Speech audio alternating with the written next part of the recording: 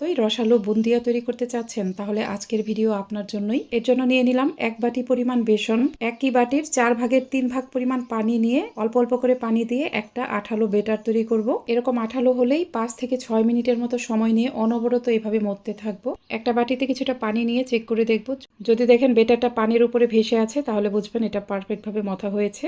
এখন অবশিষ্ট পানিটুকু দিয়ে আরেকটু পাতলা বেটার তৈরি করতে হবে। যেই বাটি দিয়ে বেসন মেপেছিলাম সেই বাটিরই 4 ভাগের 3 ভাগ পরিমাণ পানি লেগেছে এখানে।